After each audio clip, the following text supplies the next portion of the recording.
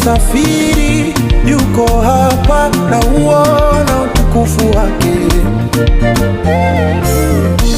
Yesu hajasafiri, yuko hapa na uona utukufu wake.